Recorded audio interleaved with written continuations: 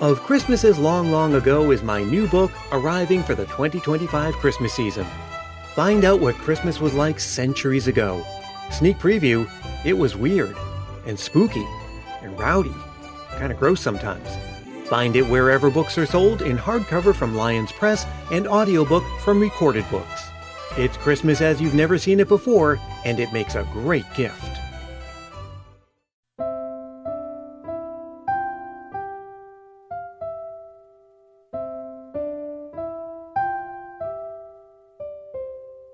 Few things are more Christmassy than the cozy warmth and flickering glow of a log on the fire. The pop and crackle, the soft shadows, a primal fascination with fire and a sense of a connection to previous generations and a simpler time.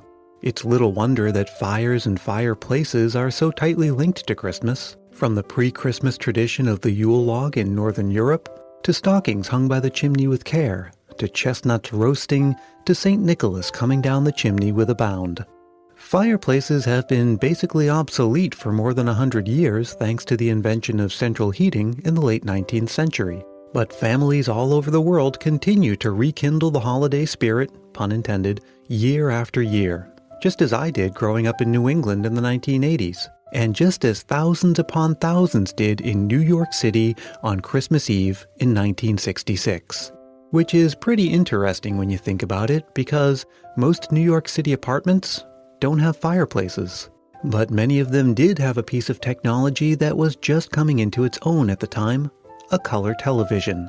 And a local station that decided to try something that seemed a little crazy at the time, to broadcast 3 straight hours, commercial-free, of a fireplace set to Christmas music.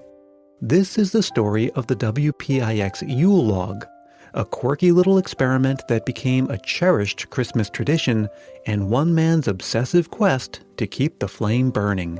I'm Brian Earl. This is Christmas Past.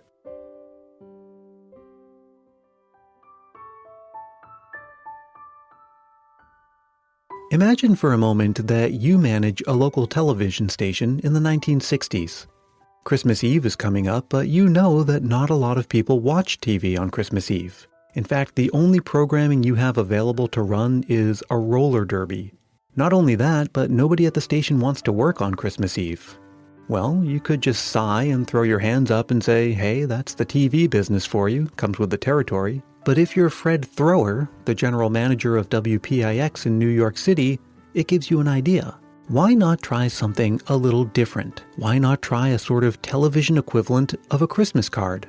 You could send a camera crew down to the Gracie mansion where the mayor lived and film a fire burning in the grand fireplace, and then just air that. No actors, no plot, no announcer, no on-screen graphics, no commercials, just a fire on TV. The film looping over and over again every 17 seconds for 3 straight hours. And the good news is that WPIX has an affiliated radio station, WPIX FM. So you can have them put together a festive soundtrack and play it in the background. It was an idea that could have been seen as strange, risky, bold, silly, but nobody could have predicted that it would catch on the way it did. 40 some odd years ago, we moved here from Ohio. And on that first Christmas in 1972, we were surfing the channel, seeing what's on, and discovered this fireplace, this Yule Log, and we fell in love with it. That's Chip Arcuri, who runs a website dedicated to the WPIX Yule Log called, simply enough, yulelog.com. And the ironic thing is, we were probably watching the fireplace on the TV more than we were the real fireplace that was on the other side of the room. Fred Thrower's idea accidentally created a Christmas tradition, a program that in future years would dominate its time slot, that other stations around the country would pick up and run for themselves, that, depending on whom you ask, was also technically the world's first music video. As simple an idea as it wasn't without its complications. During filming, a spark flew out from the fireplace and damaged a $4,000 rug. Not only that, but the finished product looked a little jerky when the film loop restarted every 17 seconds. And it wasn't long before the film itself started to degrade. So in 1970, the station decided to do a reshoot. The Gracie mansion didn't want any more of their rugs damaged, so they said no thanks. So the crew found a comparable shooting location in Palo Alto, California to produce the newer and better version, this time with the loop lasting a full 7 minutes. And WPIX would run that version every year until 1989, when the station's program director at the time decided to take it off the air. Turns out that airing 3 hours of programming with no commercials isn't so good for the bottom line.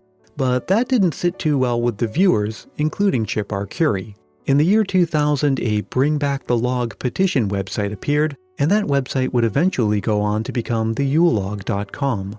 In 2001, facing mounting fan pressure, and also the need for comfort and familiarity after the September 11th attacks in New York, the station decided to bring back the log. The program was so discounted as far as its importance to the station that they didn't even know where it was. It was found in a warehouse in northern New Jersey in a tin can, a film can, that was labeled Honeymooners, A Dog's Life. And when it did finally come back in 2001, the program was in a miserable state. They diced, they sliced, they chopped, they pureed, and they whittled it down from a 3-hour program to a 2-hour program. To a purist like Chip, this just wouldn't do. He couldn't bear the thought of anything less than the one true version of the log program lighting up the airwaves. There was just one problem.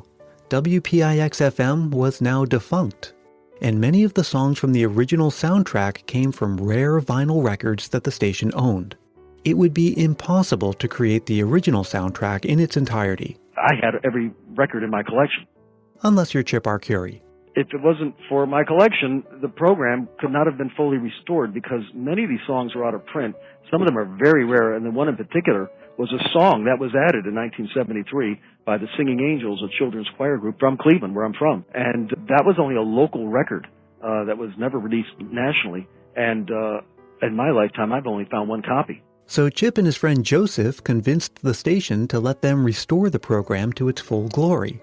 And so we began to petition the station to let us restore the program back to its original form. They had to trust two guys that were not in the business per se. And in 2006, just in time for the Yule Log's 40th anniversary, the fully restored 3-hour version was back. Chip even produced an additional 4th hour with classic Christmas songs that weren't part of the original program. The program has been in syndication since 2003 and has found its official permanent home on Antenna TV. It spawned a number of imitators, whether it's the 4K high-def versions you can find on your favorite streaming service, or the version with Nick Offerman drinking scotch. There are even 3D versions and virtual reality versions. But when it comes to nostalgia and tradition, it's best to stick with the classics.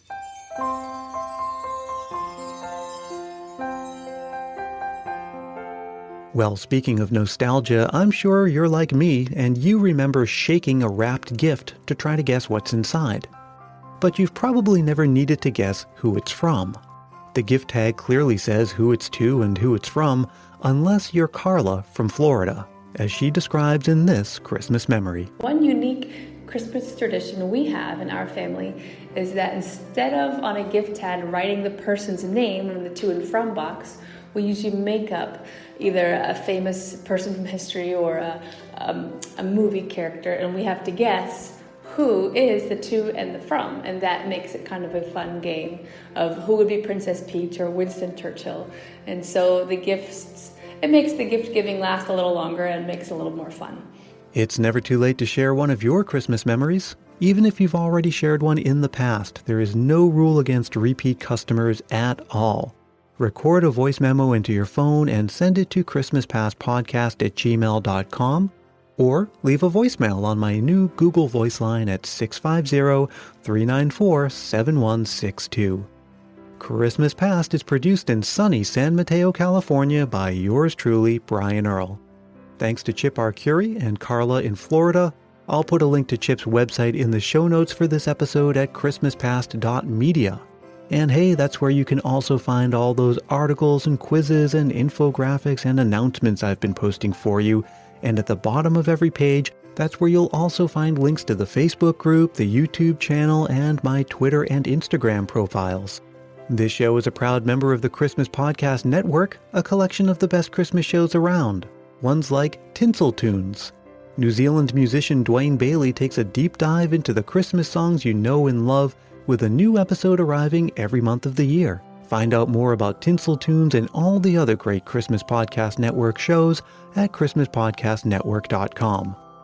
Please do subscribe to Christmas Past wherever you get your podcasts so you don't miss out on any of the fun I have in store for the rest of the season. And if you leave a review for the show on Apple Podcasts, I'll send you a sticker to say thanks because you're helping more people discover the show. Email me for details about that. Thanks again for listening, and I hope you'll join me again next time for more stories from Christmas Past.